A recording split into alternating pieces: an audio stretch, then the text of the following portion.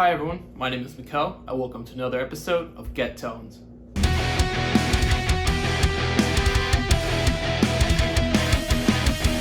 Today's video is going to be continuing on the concept of impulse responses. In today's video, I'm going to be demoing a couple of different IRs that I have preloaded into my computer, and from there I'll be comparing and showing you how an impulse response affects the tone. For the demo, I'm going to be using STL Tones Emissary, which is a free amp head they have available, as well as NadIR, which is a free IR loader. That's enough for the intro, let's get started with the demo. Alright, so right now I have Logic Pro 10 open, and I have two DI tracks, one for the left and right guitar, as well as an instrumental track that includes the rest of the band. So the first thing I'm going to do is I'm just going to demo the DI track that I have, and just center it so you guys can get a good idea of how a DI track should sound like.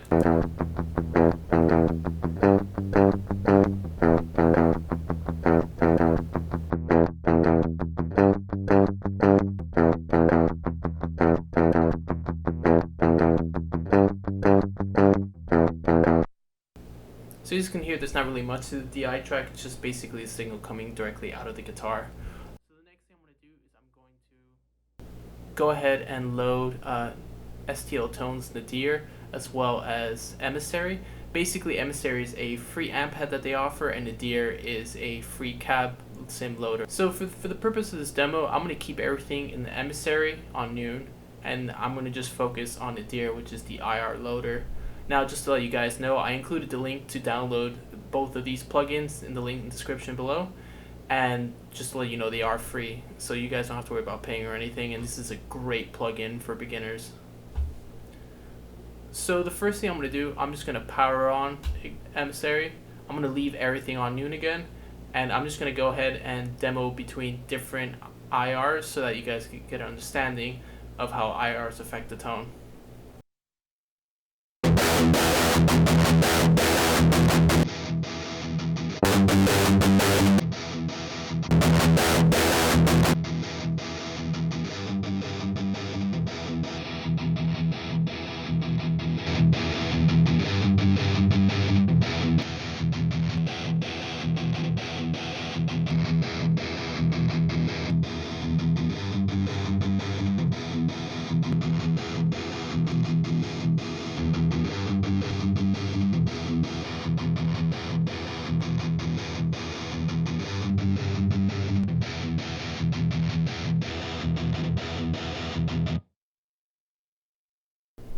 So as you all probably heard, there is a drastic difference between having the IRs enabled and disabled, and each IR offers a unique tone to the overall amp sound. So the first thing I want to show is how different mic types can affect the tone coming out. So what I'm going to do is I'm going to use here on the left side, it's all the same speaker cabinet with the same speaker type, and the only thing that's going to change is the microphone type. So it's going to be a SM57, a 441, and a 421. So just listen carefully, and it's all going to be off the center.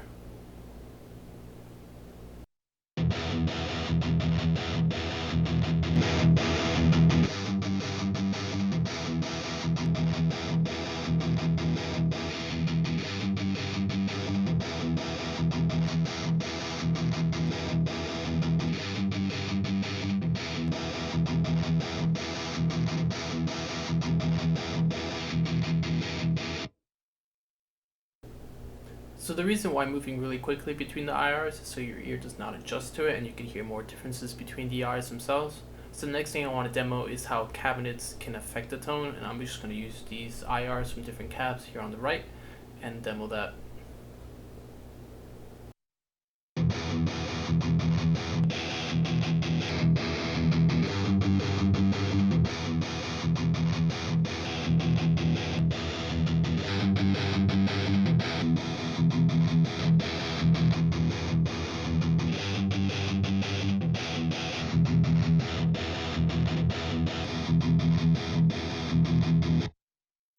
So as you can probably hear, each cabinet has its own signature sound and can be used in a variety of different ways.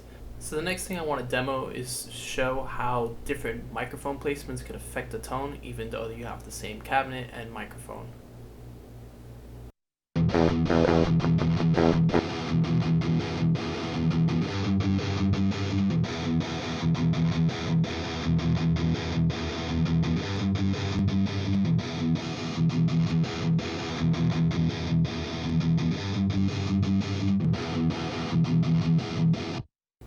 So as you can hear, even though we have the same microphone as well as the same cab type, there is large differences in the tone, and the position of the microphone is essential when doing tone sculpting. So next thing I want to do is just show how different IRs can fit into a mix. So I'm going to go ahead and unmute the other track, pan the guitars right and left, and send it all to a bus with NadIR. Alright, so the last thing I want to demo is just how IRs can affect the full mix. So I'm just going to go ahead and play. I have the two guitars set up, and then I'm just going to go ahead and match the IR so it's the same IR for each left and right pan guitar.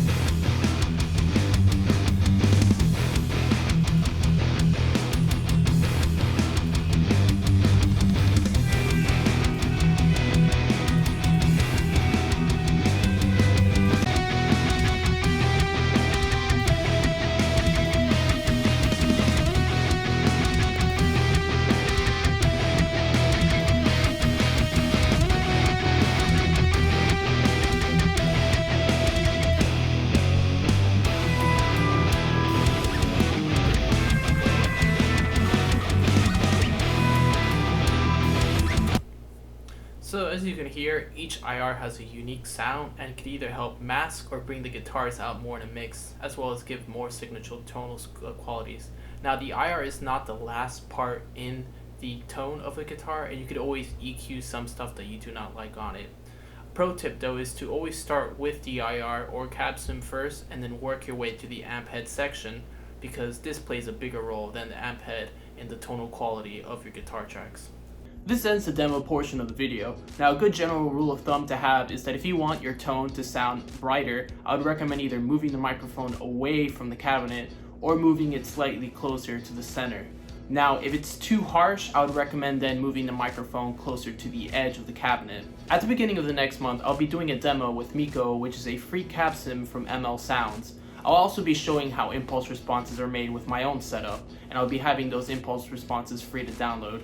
As always, if you guys enjoy these videos, feel free to hit the like button and be sure to subscribe to keep up to date with new content. Now, if there's any gear demos you would like, or if you have any questions about the videos, feel free to post in the comment section below. Thank you all for watching and hope you have a great day. See you all next time.